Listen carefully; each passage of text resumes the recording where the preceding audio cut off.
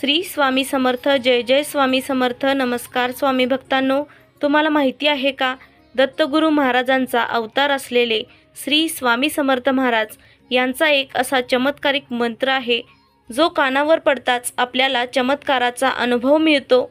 हा मंत्र भक्तिभावाने ऐकल्याने तो तुमच्या घरात लाखोंची संपत्ती आणू शकतो. जर तुम्ही आर्थिक समस्यांनी त्रस्त असाल, तुमचे कर्ज दिवसेंदिवस वाढत चालले असेल, तुम्हाला कर्ज फेडणे कठीण झाले असेल, तुम्हाला तुमच्या जीवनात पैशांचा पाऊस पडावा, तुमच्या मनातील इच्छा लवकर पूर्ण व्हाव्यात असे वाटत असेल, तर हा मंत्र तुमच्यासाठी आहे. कारण हा मंत्र ऐकून हजारो भक्तांच्या इच्छा पूर्ण झाल्या आहेत. श्री स्वामी समर्थ महाराज यांच्या दैवी आशीर्वादाने त्यांची आर्थिक परिस्थिती सुधारली आहे. हा मंत्र तुमचे जीवन धन, संपत्ती, समृद्धी आणि यशाने भरून टाकतो. भक्तांनो, हा केवळ एक मंत्र नाही तर सिद्ध चमत्कारी उपाय आहे. हा उपाय प्रत्येकाचे जीवन बदलू शकतो, त्यांच्या मनातील इच्छा पूर्ण करू शकतो. या मंत्र जपाने स्वामी महाराजांचा आशीर्वाद त्वरित मिळतो. अनेक भक्तांचे लाखोंचे संपत्ती मिळवण्याची इच्छा सुद्धा पूर्ण झाली आहे. या मंत्रात श्री स्वामी समर्थांची चमत्कारिक शक्ती लपलेली आहे. ही शक्ती तुम्हाला तुमच्यापाशी ओढून घ्यायची आहे. म्हणूनच आता मी म्हणतोय त्याप्रमाणे तुम्ही हा मंत्र 108 वेळा तरी संपूर्ण ऐका. मध्येच स्किप न करता तुम्ही जर हा व्हिडिओ मनापासून ऐकलात तर श्री स्वामी समर्थांचा चमत्कारिक आशीर्वाद तुम्हाला प्राप्त होऊ शकतो. प्रिय भक्तांनो, या सर्व गोष्टी फक्त बोलण्यासाठी नाही तर अनुभवण्यासाठी आहेत. तुमचा स्वामी शक्तीवर विश्वास आहे ना? मग हा मंत्र आज संपूर्ण ऐका. शक्य असल्यास 11 दिवस, 21 दिवस, जेव्हा वेळ मिळेल तेव्हा तुमच्या मोबाईलवरती हा मंत्र लावून ठेवा आणि आपले संपूर्ण जीवन समृद्धीने भरून जाण्यासाठी स्वामी समर्थांजवळ प्रार्थना करा. जर तुम्हाला गरिबीतून मोठे व्हायचे असेल, अनेक दिवसांपासून प्रयत्न करून सुद्धा तुमच्या हाती यश मिळाले नसेल, तुम्ही सतत निराश आणि दुःखी राहत असाल, कोणत्याच बाजूने तुम्हाला यशाचा किरण दिसत नसेल, तर प्रिय भक्तांनो, विश्वास ठेवा, हा मंत्र फक्त तुमच्यासाठीच आहे. तुमची इच्छा असेल तर तुम्ही हा मंत्र 1008 वेळा सुद्धा ऐकू शकता. या मंत्राने तुम्हाला खूप लवकर पैसा, सुख, समृद्धी मिळेल. या मंत्रामुळे अचानक धन लाभ होण्याची शक्यता असते. या मंत्रातून आशीर्वाद मिळताच तुमच्या वाईट दिवसांचे चांगल्या दिवसात परिवर्तन होईल. जेव्हा माणूस गरीब आणि दुःखी असतो तेव्हा देवाच्या चरणाशी तो आपल्या सर्व इच्छा, अपेक्षा मांडत असतो आणि देवसुद्धा प्रामाणिक कष्ट करणाऱ्याला नेहमी मदत करतो. पण फक्त कष्ट करूनच नाही तर चमत्कारिक शक्तीतून सुद्धा आपण चांगला धनलाभ मिळवू शकतो. हा मंत्र ऐकतानाच तुम्हाला अनुभव येईल की या मंत्रात काहीतरी शक्ती आहे जी तुम्हाला चमत्कारिक अनुभव देत आहे. विश्वास असेल तर हा मंत्र संपूर्ण ऐका.